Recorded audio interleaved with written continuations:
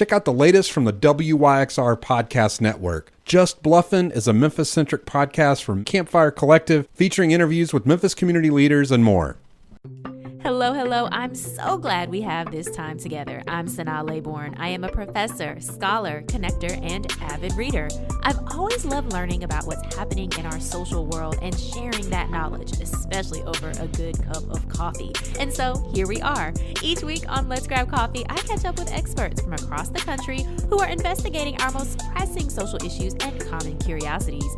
Over the next hour, you'll learn about their inspirations, motivations, and of course, what they know about the world around us. Go ahead and grab that cup of coffee and get ready for a fun and insightful conversation.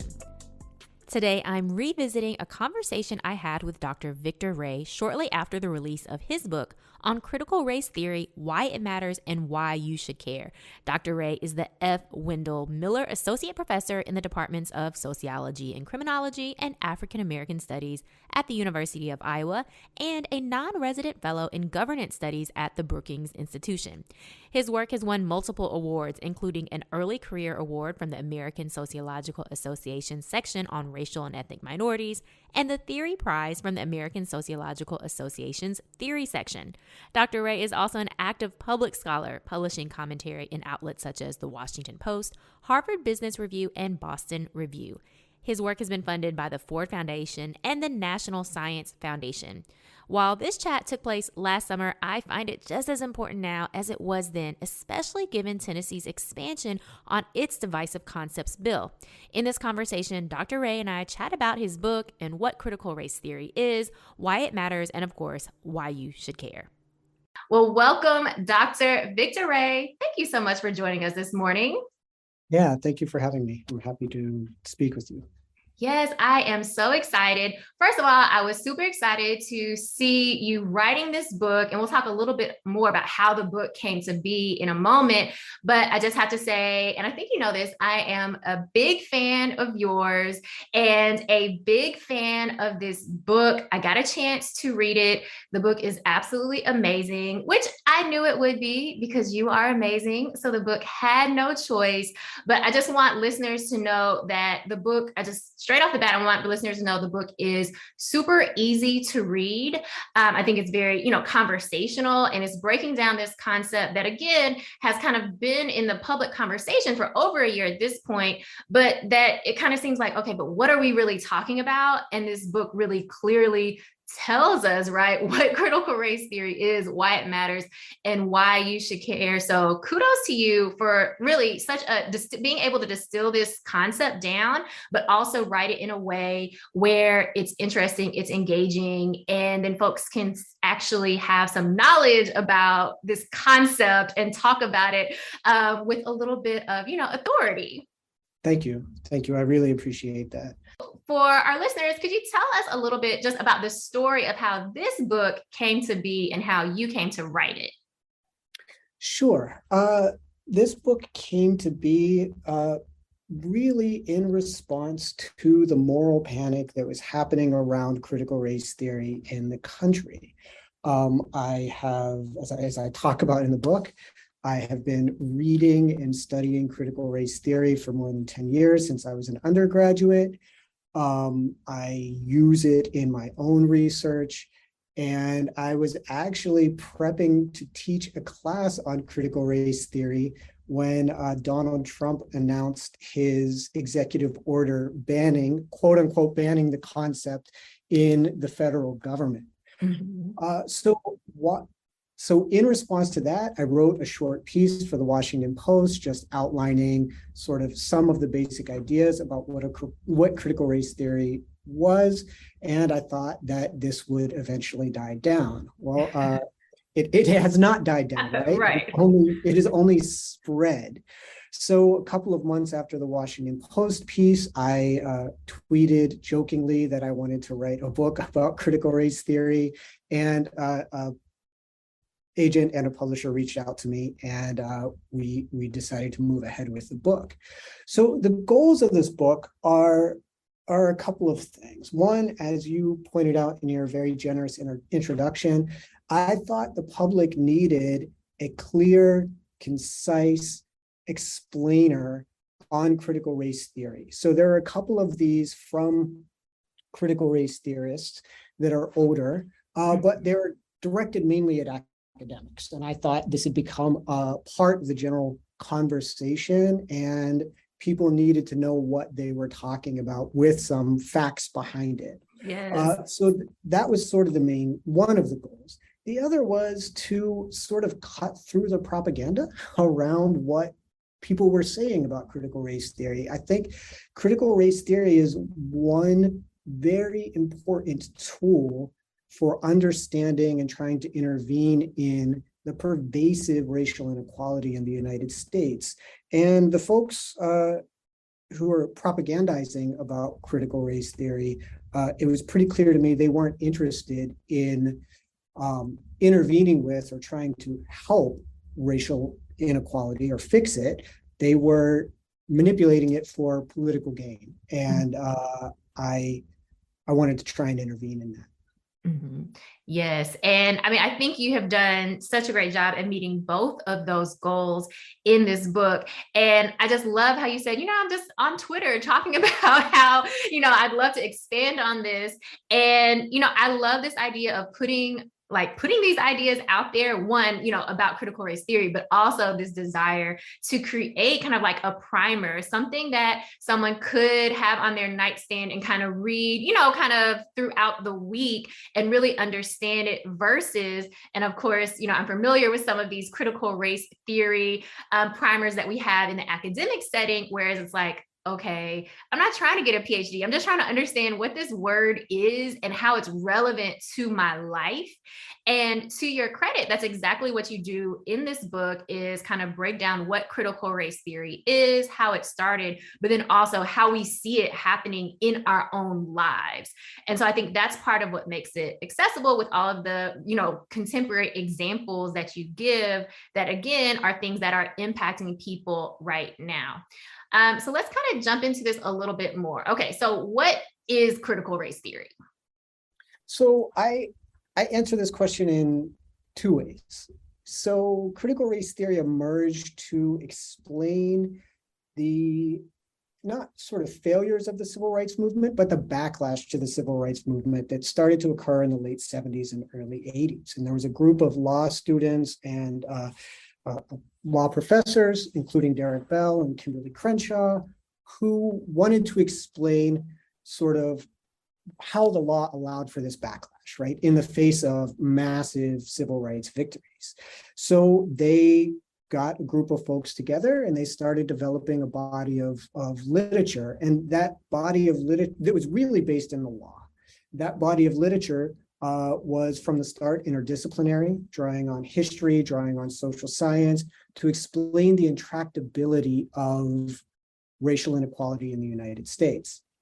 From there, it spread outward, as good ideas do in the social sciences or in the natural sciences. They get adopted and adapted, and it spread to education, it spread to sociology, it spread to other social science and humanities disciplines. That being said, I still think it was pretty niche. I don't think it was in any way sort of the dominant kind of teaching. For instance, when I was in graduate school, I had to seek out these texts. They weren't central to the sociological curriculum when I was getting my PhD. And so that's one of the things that I think is kind of ironic about the moral panic, is it has actually, in a weird way, brought more attention to critical race theory than the field had prior to this moral panic around it. So on the one hand, I wish the moral panic had never happened. Right. On the other, I think when something like this happens, those of us who are committed to racial justice, actually, there's an opportunity to correct the record and hopefully, make things a little better in the face of people trying to make them worse.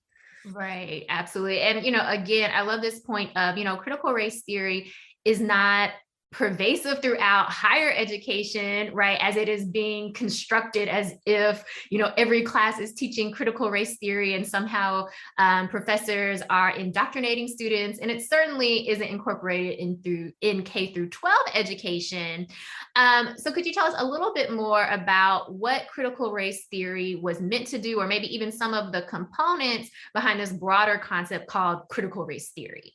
Sure. So I think critical race theory in the law, one of the things it was meant to do was to critique sort of both the left and the right as insufficient for explaining why racial inequality was so intractable. So part of the backlash to the civil rights movement was the development of something that scholars call colorblind racism, right? So the idea that if we have a facially neutral law or policy, we have therefore dealt with racial inequality. Critical race theory kind of turns that on its head and says, look, you can, because racism is structural and built into things like our segregated neighborhoods or the ways we distribute resources for public schools through property taxes, because those are built on historical kinds of inequality,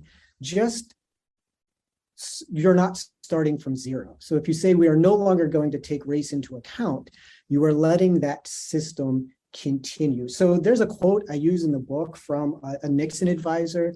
It was something like Nixon, this was reported that Nixon said, the whole problem is really the blacks. The key is to create a system that makes it look, that recognizes that problem while making it look like that's not the problem, right? So they were very explicit about creating a system that continued to entrench racial inequality while pretending to be facially neutral.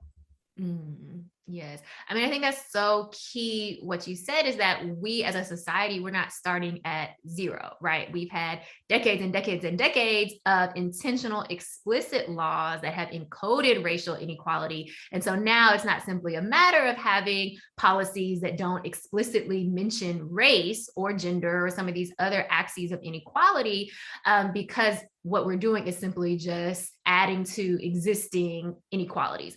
And I think that's one key piece that folks often miss when we're talking about racial inequality broadly, and an issue that critical race theory really brings out. So thank you so much for highlighting that. And then I also thought what was so important throughout the book is very spicy because it doesn't let anybody off the hook.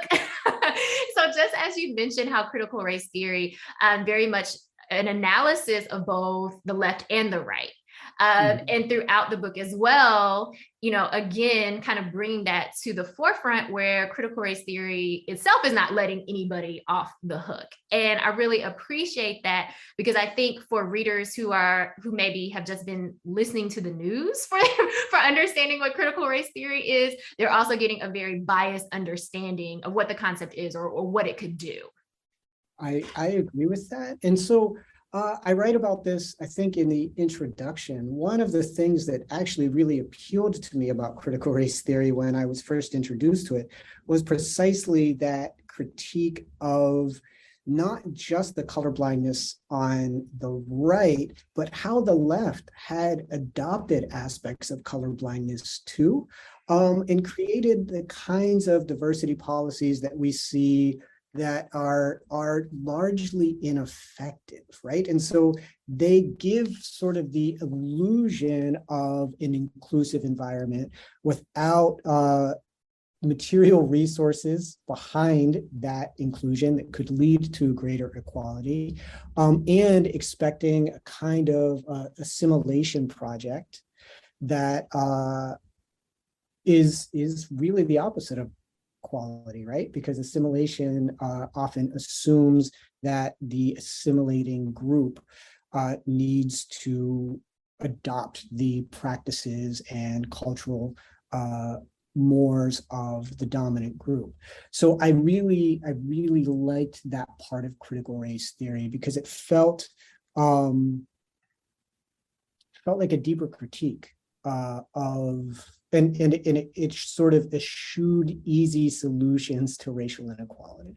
Mm-hmm. Yes, it very much complicates it. And so I think one great thing about this book is, critical race theory and really the framework that it provides for understanding society. There are so many different components and it is very complex, but you're able to really break it down in ways that are easy to understand. Even, for example, this conversation that we're having right now around colorblind racism, which might be a concept that people have heard, but still are a little unclear of like, okay, what is that? What does that really mean? And what does it have to do with me? But you've really been able to kind of distill that down. I'm wondering if you could talk a little bit more about some of the tenets of critical race theory as well. So colorblind racism kind of being part of that, but some of the other tenets that you cover in the book. Yeah, sure. So trying to think of the order of chapters here.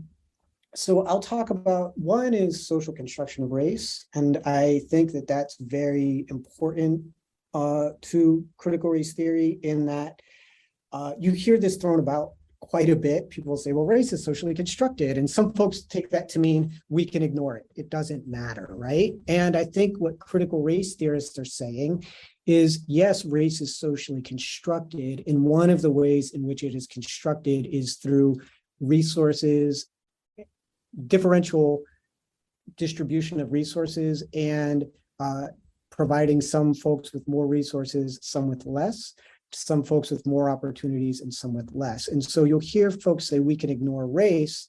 And again, I think that critical race theorists would say if you ignore race in that sort of colorblind way, you will be helping to perpetuate the racial inequalities that already exist. The other thing that I think is important about the idea of social construction is a lot of the sort of prominent critics of critical race theory say that critical race theory is essentialist. And what they mean by that is it pits racial groups against each other. But the idea of social construction undermines the belief that there are natural racial groups at all. And it's a very anti-essentialist concept, right? I think the idea of structural racism is very important. And again, structural racism is often used for people to say, well, I'm not responsible, it's structural. And I try to frame structural racism as something that people create together collectively. I talk a lot, the idea of racial progress is very important to critical race theory. So there's sort of mythological notion of racial progress in the United States, that things are always getting better. But if you look sort of over time, that's one way to look at things, right? This myth that, early on there was slavery, we ended that. Then there was Jim Crow, we ended that. Dr. King marched, Obama was elected, things are good now. Another way to look at it is through the lens of each of those really important moments were met with racial backlashes that harmed a lot of people and actually lasted for much longer periods of time than the sort of fundamental changes that happened around Reconstruction and the civil rights movement. So those are some of the tenets. There's more, but I'll stop there for now. Yes. This is a great place to stop because I actually want to talk a lot more about your chapter on racial progress because I had a lot of questions. But before we get into that, let's take a quick break. You're listening to Let's Grab Coffee on WYXR 91.7 FM. I'm SunAh, and I'm here with Dr. Victor Ray, Associate Professor at the University of Iowa and author of On Critical Race Theory, Why It Matters and Why You Should Care. So before the break, you were just kind of giving us a little bit of overview about one of the chapters in the book, which is about racial progress, and kind of just, hitting us with the headline that, hey, yes, we have made some progress, but not as much as maybe people think because of the way that we've seen backlash against any gain gains that have been made. And so I think part of the argument that you make here in this chapter is, of course, giving some examples of time periods when we've seen some progress, but also what that backlash has looked like. And even contemporarily, we can definitely, I think, say that we're in a heightened period of backlash. And we've seen this, I think you talk about this in the book as well, thinking about all these different laws about voting that are very much constricting folks' ability to vote. So just kind of that one example. But I'm also thinking about how or where does this idea of racial progress, where does it come from? Why do we hold on to it so much? And well, I'll just stop there because I have more questions, but I'll just stop there. So how is this idea of racial progress, like what is it doing in our society? Why are we, holding on to it so tightly? And I think maybe even ignoring some of the ways that we are seeing, that progress, whatever it may be, being eroded. So I really love this set of questions. So I'm going to start with the voting rights question because it takes me back to something, because it takes me back a little bit to the idea of colorblind racism. So one of the things that's important about the attack on voting rights that's happening nationally right now, on Black voting rights specifically, Black and Latino voting rights, is that people are saying, well, it's a voter ID law, right? Or it's a racially neutral law about voter ID, or it's a law about where we're going to place polling places that doesn't take into account anyone's racial background, right? Well, what they leave out is because of the history of structural racism, people of color are more likely to have certain kinds of ID or no ID relative, and white folks are likely to have a different set of IDs. Or depending on where you place voting places, you make it harder or easier for people to vote because our society is so segregated. And I think it's hard to see, for maybe intentionally hard, or people choose to not see how those are racially motivated. But I just want to point out that some voting laws under Jim Crow that we consider absolutely racist now were also facially neutral, right? They were also colorblind laws. So when you hear about poll taxes, well, everyone was supposed to pay the poll tax, right? But poor Black sharecroppers obviously could not afford the poll tax, and it was a facially neutral way to disenfranchise people. Or when you hear about literacy tests, everyone was supposedly subject to literacy tests, but Black folks' tests were thrown out or, graded at a higher standard, right? And so I think a lot of times it's hard to see racial structures in the society you live in because you're immersed. It's easier to see them in the past. And I think it's important to draw attention to how the continuity between those things. So what I think the idea of progress is doing is, first of all, I want to say that I'm going to borrow from Ibram Kendi here. And I think he has this phrase of like, yes, racial progress has happened, right? Like I would never want to say that what the civil rights movement accomplished was not brave and momentous and really incredible. But Kendi has this phrase, but racist progress also happens, right? That racists have, some folks have never stopped opposing the civil rights movement. Some folks who never stopped opposing the civil rights movement are now on the Supreme Court and created the, cut the heart out of the Voting Rights Act.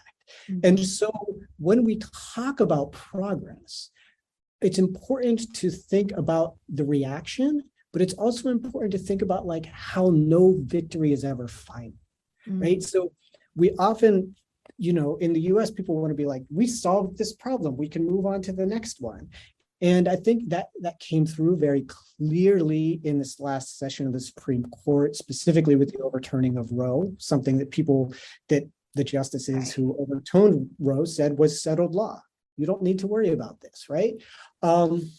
So when we think about progress, especially I'm writing about racial progress, I think, and this is the last thing I'll say, is that the idea of progress often also gets used as a kind of cudgel to tell people to stop asking for their rights, right? And so I think about, Colin Kaepernick and folks saying, what are you complaining about? Get up, stop kneeling, get up.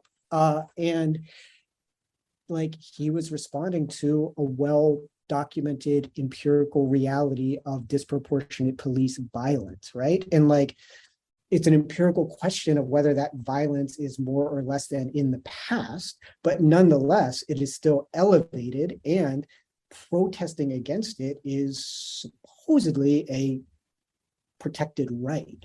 And so I think this idea of progress needs to be interrogated when it's used to say, what are you still complaining about? Why are you still protesting? Yeah, absolutely. I think that's such an important point about how progress is weaponized against folks, and that we should just be happy with whatever it is that we currently have. Now, as we're thinking about, continuing progress or even securing or making secure the rights that we already have, it brings up this question, and you touch on this in the next chapter, which talks about interest convergence. And I'm wondering if you could talk a little bit more for our listeners, what interest convergence is and how this could be a potential stumbling block or maybe opportunity as we're thinking about moving towards racial equality. Sure, this is another great question. So interest convergence is an idea, very controversial idea from critical race theory, and specifically Derek Bell, who argued that progress for Black Americans specifically has mostly occurred in US history when there was equal or greater benefits to white Americans. And he uses the case of both the Civil War, but also the case of Brown v. Board of Education to make his point. And he says that yes, there were always white Americans who supported integrated schooling. They were a minority.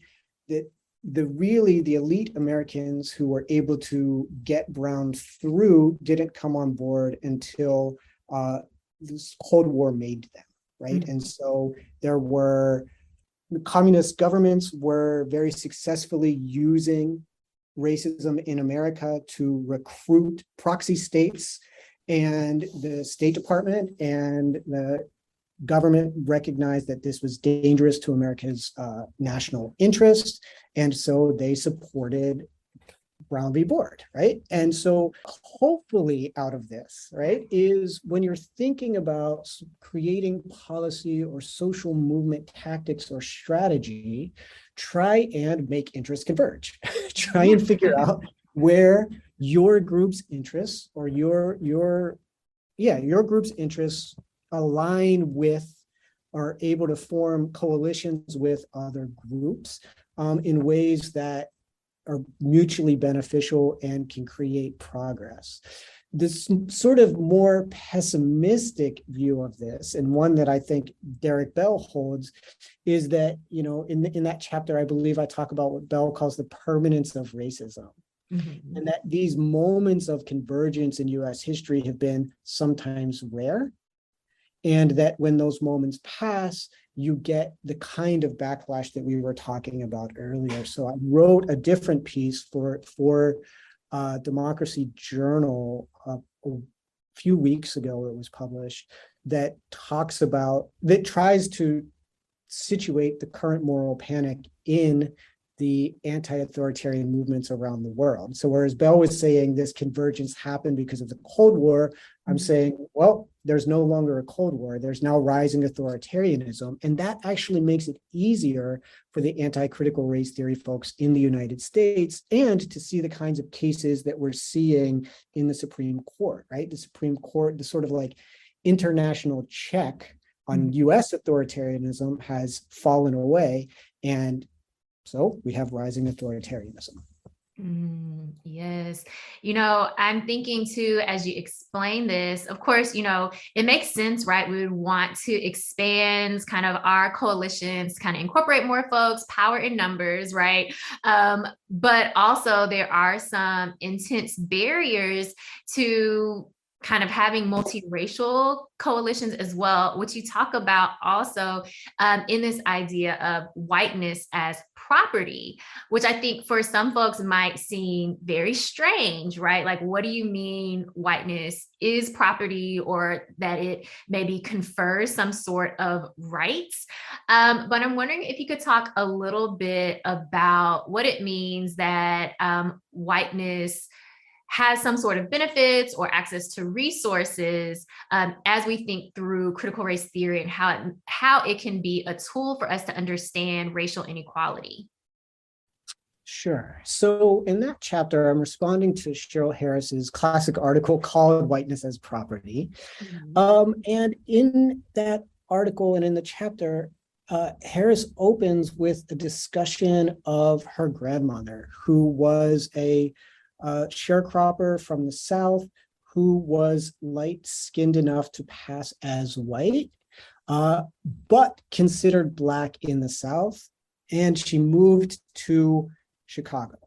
So she moves to Chicago, she moves to a Black neighborhood in Chicago, and she goes out and tries to get a job and cannot, because she thought she was escaping some aspects of racism by leaving the South, and she finds out that Chicago also segregates schools and jobs and neighborhoods. So she decides that she's going to pass as white in order to get access to jobs. And she does, and it creates some bitterness in her. One, denying her identity, and two, hearing the kind of casual racism that happened in the all-white space. So Harris takes this notion of her grandmother getting access to the literal property provided by a job, and uses it as not just a metaphor, but an actual description of how property rights have worked in U.S. history, right? And so there's a whole host of ways that access to jobs, access to loans, access to education, access to schooling, access of the right to marry in certain instances, right? That are property relations, even if we don't like to think of them as property relations, that were denied to Black Americans and Native Americans very, very explicitly, right? And I think we can see some of those things still playing out. So you all often see these news reports of, appraising houses if they think the appraiser believes the homeowner is Black versus the homeowner is white. And if they look at the same house and they believe it's a white homeowner, all of a sudden the house is worth $200,000 more, right? Or we can think about the devaluation of housing in Black neighborhoods, which is an ongoing problem. We can think about the history of loan denial, discrimination in work, to say that whiteness itself is a form of property that allows folks access to other forms of property. Yes. And, I think what's so compelling about this chapter, because I think for some people reading this, they might think, okay, wait a minute. First, you're telling me race is socially constructed. Now you're telling me that it's giving me some sort of property rights or some sort of access to resources, which seems very real to me, right? You either get the home loan or you don't. But I think and again, I think the strength of this book is, just like in our conversation, how throughout the book you have these very contemporary examples, right? As you mentioned, it seems like there's always a new headline talking about how whatever huge corporation like a Wells Fargo or some other has denied folks or granted access differentially to Black Americans in particular, right? So to your point earlier, whereas we might be able to say, oh, this type of racist policy or practice definitely existed in some faraway time period, right? Before we were born. There's also these examples today that have us, bring us back to this moment to say that, no, this is still happening now. And what are we going to do about it? Which I think is really the whole premise of the book, is saying, like, what are we going to do about it? Here's some ways we can really examine society. Now let's do something with this information. Yeah, I think one of the reasons that I think folks are attacking critical race theory so vehemently is that critical race theory arose to explain the prior backlash. Mm-hmm. And they know that it would be effective explaining the current backlash, right? And so, you try and discredit not your weakest opponent, but your best opponent, right? And in response to the murders of George Floyd, I think a bunch of folks went to anti-racist literature, some of it critical race theory, some of it not. That, as you're saying, explains the current situation, right? And there's some folks who don't want this situation clearly explained. Right. Absolutely. Absolutely. Well, let's take another break. This is Let's Grab Coffee on WYXR 91.7 FM. You're listening to Let's Grab Coffee on WYXR 91.7 FM. I'm SunAh, and I'm chatting with Dr. Victor Ray. He's an associate professor at the University of Iowa and the author of On Critical Race Theory, Why It Matters and Why You Should Care. Now, I have to talk about chapter 9 of the book. It's about intersectionality. And I feel like I can never pass up an opportunity to talk about intersectionality, because much like critical race theory, intersectionality is or has become a buzzword that a lot of people use in a lot of different ways, but maybe don't have a clear understanding of its meaning or very much its origins, and again, what it was meant to do. So could you tell us, what is intersectionality and what was it created to do? That's a hard question. So intersectionality is part of critical race theory. And I'll start with Crenshaw, right? So Kimberly Crenshaw is credited with coining the term intersectionality in order to explain sort of the specific kinds of inequality that that women of color faced that are often not recognized by the legal system, right? So in the book, I talk about a classic article that she wrote in which some women were suing, Black women were suing GM because General Motors let them go during a recession. And General Motors' explanation for letting them go during a recession was that they lacked seniority, right? Before this economic downturn, they lacked seniority. Union rules meant they were first to go. So these women sued, saying that they were being let go because of discrimination based not on their gender, because prior to, I think it was, I don't remember the year, but prior to a specific year, GM hired Black men. And it wasn't because of their gender, because also prior to that year, they hired white women, but prior to a given year, they had never hired Black women. So it was literally only folks at the intersection of these two structural identities who were fired. And the court refused to recognize their claim, saying we don't want to create a new class of person, basically. Although that class existed, it was the class of person that was bringing the claim, right? And so Crenshaw was trying to develop a concept that recognized that people at the intersection of various legally recognized categories could nonetheless sort of fall through the cracks of the law and have no legal protections.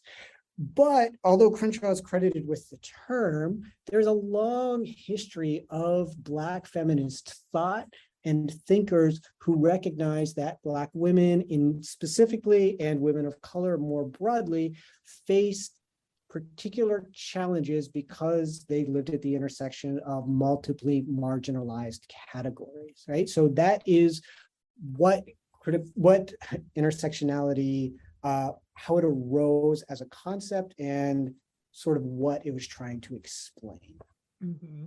Yes, thank you so much for that, because I see all the time, and I'm sure folks listening as well have seen folks talk about themselves as having intersectional identities and going down a whole list of characteristics, but not necessarily structural locations, right? So not necessarily related to these positions of power and inequality, which is what intersectionality is about. It's not simply, kind of your preferences and your personality traits, but we are talking about power and power relations and being able to understand those power relations. So thank you so much for that. I always, like I said, I cannot pass up an opportunity to kind of really talk about intersectionality and again, provide some folks some understanding about what the concept is. So of course, we're talking about your book on critical race theory, why it matters and why you should care. So when folks read this book, what is it that you want them to kind of take away from it by the end of the book? So I want them to take away the fact that racial inequality is a serious problem and deserves to be treated seriously. And the sort of current debate around it minimizes that and tries to erase that. I also want folks, I end the book talking about how, in order to get like Black and white school children sitting together in the classroom, like we had to call in the National Guard, right? The seriousness of racial inequality and racism in the United States has it led to a war that killed more Americans than any other, right? Like it is a very serious, very long-standing problem.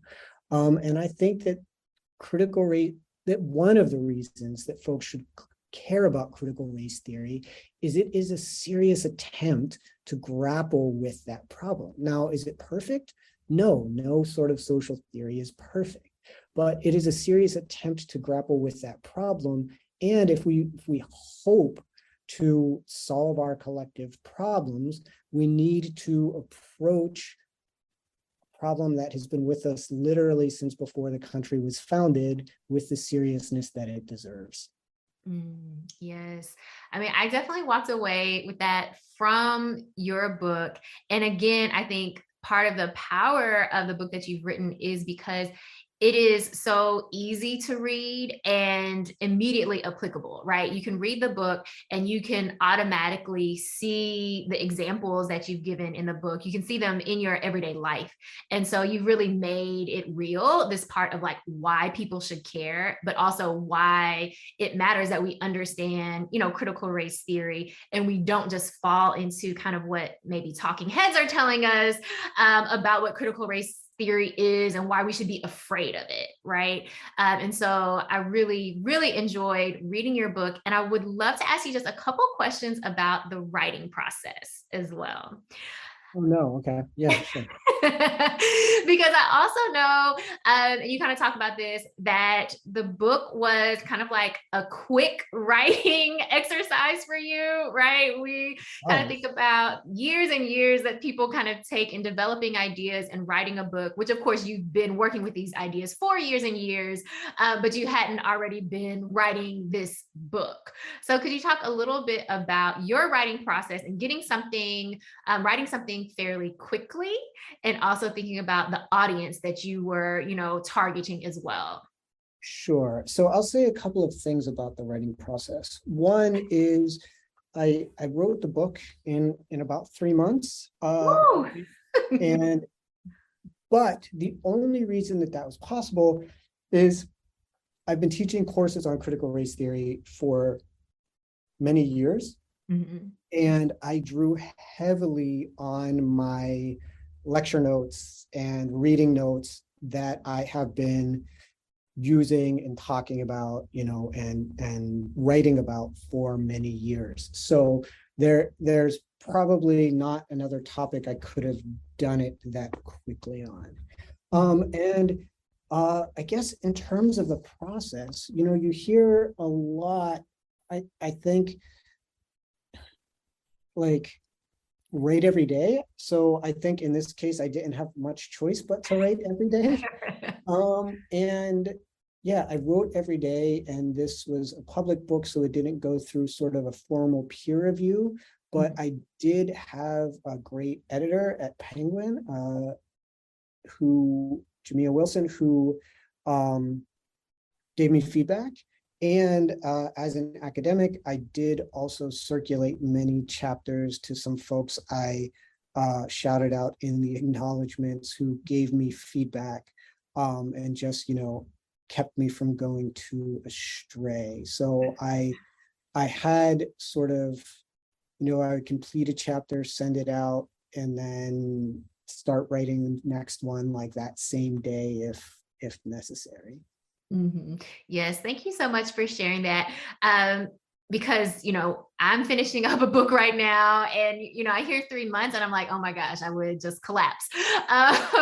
But as you mentioned, you have been, working through these ideas. And I think the great piece is, teaching these ideas, which means you've gotten a lot of immediate feedback from students where they're like, wait, I don't understand what you're saying at all. Yeah. So I would say that too, like, one of my goals with this book was, like, I wanted, my audience was like smart undergrads, right? Like, I was trying to, like, okay, my undergrads, if I assign them this book, will they be able to get it? Because that's sort of like the level I wanted it pitched at. The other is like the feedback. Like, I was teaching a critical race theory class during the semester that I was writing the book. And, like, I would just go in and be like, what do y'all think about this? So that was also very useful. The other thing I'll say is, like, my partner was incredibly helpful and generous in that, like, there were a couple of weekends in which I just, like, rented a hotel room and wrote the entire weekend. Like, I just, a few blocks from the house, and just wrote, nonstop for 2 or 3 days. So it's another way to, not the best sort of writing strategy, but I was pressed for time. So. Right. But yes to all the support in your life, right? So having supportive colleagues, having a supportive partner, having a captive audience in your students to also bounce ideas off of. Yeah. And then I would say that the last thing was, like, I've written, a number of public pieces, and we academics spend years on a project, but when you write public pieces and, an editor contacts you and is like, you have 2 days, it helps you develop the ability to just, like, finish something and let it go. Yes, absolutely. Now, one thing that I really thinking about the differences between kind of like academic writing and more public writing, one thing that you do right away in your book is that you put yourself in the book, right? You share some personal experiences, some family experiences about experiencing racism as a child. And, as academics, we're often trained to not put ourselves in our writing and to quote unquote be objective, yet all of us are in our research in some way, whether we, acknowledge it or not, because we are writing it from our brain, right? From our brains, from our, point of view. And so I'm wondering for you, how was that to be able to really acknowledge, like, this is where I'm writing from, and kind of these are my personal experiences with racism, and this is also me, in this writing as well? So I really like this question too, and I'll talk about the story I relate. I'm light-skinned mixed race person. My father is Black, my mother is white, and I opened the book with the first time the police were called on my family when I was 2 at a parade with my uncle, and people thought he had abducted me rather than being a caregiver, and then I relate sort of.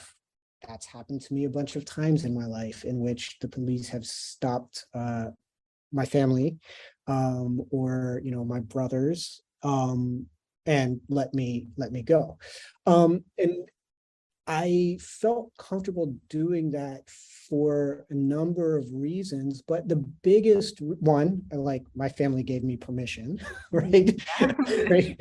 But the biggest reason is that critical race theory thinks that stories and narratives are really important for one, sharing stories across the kind of racial barriers and boundaries that we've built up, but two, as a corrective to the overwhelmingly white stories that are in the media and in the press and in, the history of scholarship, even race scholarship.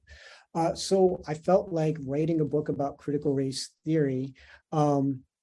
I'm not in there a whole lot because I still, have my sort of sociological roots, but I felt like writing a book about critical race theory, I had to be in there some because personal narrative is such a big part, right? And I would say that, you are absolutely right that a lot of folks would say, oh, if you put yourself in the book, you're not objective.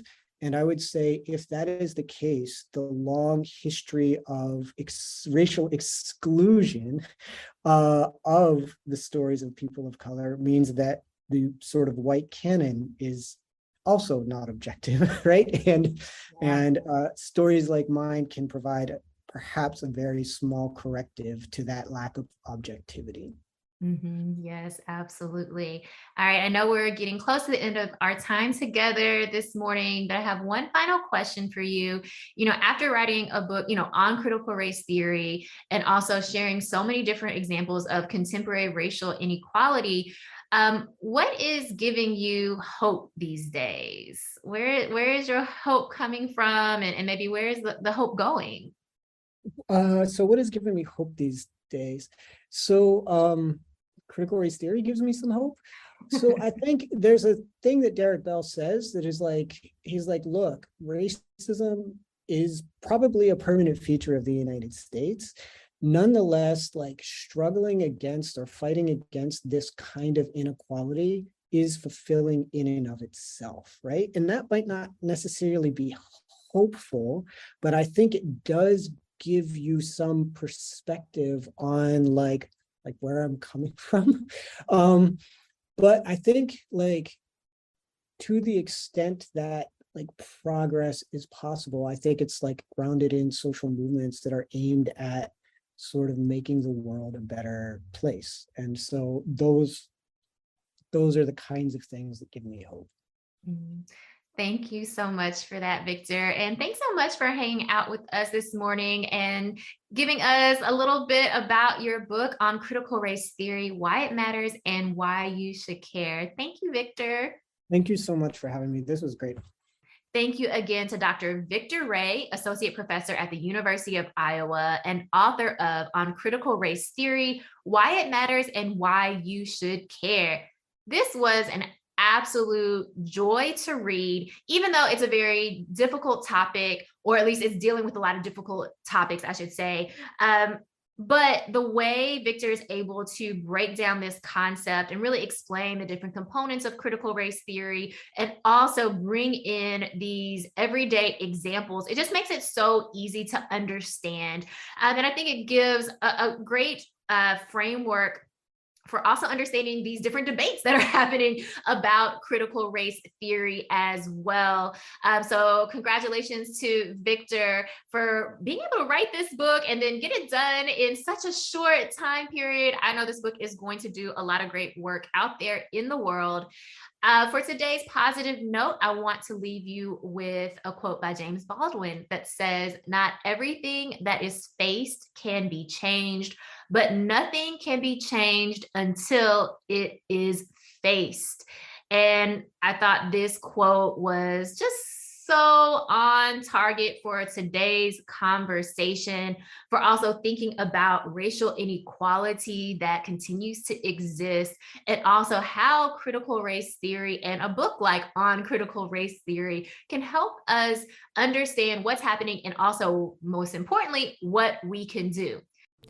If you are a longtime listener of the show, then maybe you remember this conversation, and hopefully this was a delightful refresher. If this is your first time hearing Dr. Victor Ray and I chat about his book on critical race theory, why it matters and why you should care, you have to understand how important these concepts are. I think it is very clear, especially if you think about where we've been over the past year or even a couple years in regards to our misunderstanding of what critical race theory is. I absolutely love revisiting this conversation. Well, this has been Let's Grab Coffee on WYXR. I am here each and every Monday morning chatting with experts from across the country about what they know about the world around us and helping us to understand what's happening and, most importantly, what we can do. I can't wait to be back with you next Monday morning.